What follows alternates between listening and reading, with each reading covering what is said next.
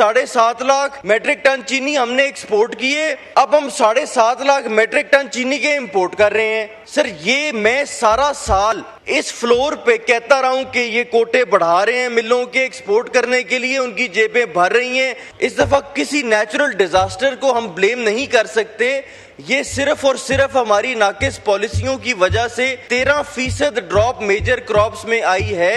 गुजारिश करूंगा कि सर हमें अभी भी ये नजर आ रहा है कि हमारी जितना भी जोर है वो मजीद इनडायरेक्ट टैक्सेस को बढ़ाने पर है, जिसकी मैं 1-2 मिसालें दे रहा हूँ। एक तो पेट्रोलियम लेवी हमने बढ़ा दी, उसकी कैप भी बढ़ा दी।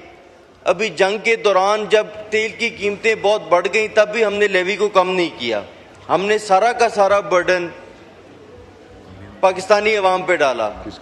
अब हम उस पेट्रोल के ऊपर सर कार्बन टैक्स एक अलग लगा रहे हैं, 2.5 रुपए का इस साल, 5 रुपए का अगले साल, इसका भी आम अवाम ने पैसा दे रहे हैं।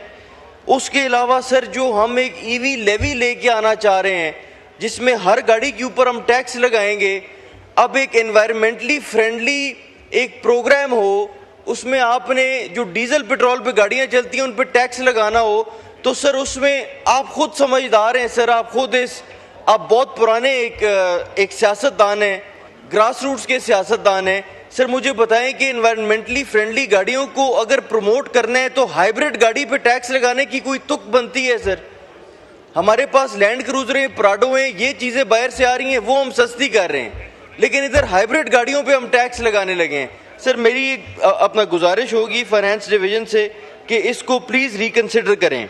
सर जो 13% फॉल है मेजर क्रॉप्स के अंदर, ये एक बहुत बड़ा हादसा है, ये एक बहुत बड़ा सानहा है इस मुल्क की तारीख में। जब एक साल के अंदर 2 सैलाब आए हैं तब भी 13% हमारी मेजर क्रॉप्स ड्रॉप नहीं हुई।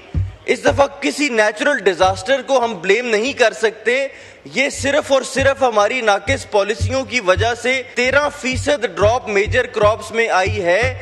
और इस वक्त उसका एंड क्या निकला सर? इस साल के अंदर 7.5 लाख मेट्रिक टन चीनी हमने एक्सपोर्ट किए, अब हम 7.5 लाख मेट्रिक टन चीनी के इंपोर्ट कर रहे हैं। सर ये मैं सारा साल इस फ्लोर पे कहता रहा हूं कि ये कोटे बढ़ा रहे हैं मिलों के एक्सपोर्ट करने के लिए, उनकी जेबें भर रही हैं, ये एंड पे वारदात होनी है, ये एंड पे पैसा आम आवाम की जेब से जाना है। और हुआ क्या? 7.5 लाख गया, 7.5 लाख वापस आया, 50 रुपए चीनी महंगी हो गई। ये सर इस चीज को हमें बहुत ज्यादा देखने की जरूरत है कि जो प्रेशर ग्रुप्स, जो लॉबीज हैं अमीर आदमी की, अगर हम उनके सामने खड़े ना हो सके तो फिर हम भूल जाएं कि हम आम आदमी को कोई रिलीफ दे पाएंगे। आखिरी बात सर जो हम इस फाइनेंस बिल के अंदर प्रोविंशियल अथॉरिटीज को छोटे दुकानदार की दुकान के ऊपर रेड करने का इख्तियार दे रहे हैं कि वो एफबीआर के बिहाफ पे जो भी कोई प्रोविंशियल अथॉरिटी है वो जाके रेड कर सकेगी, ये मैं समझता हूं कि बहुत बड़ी ज्यादती है सर।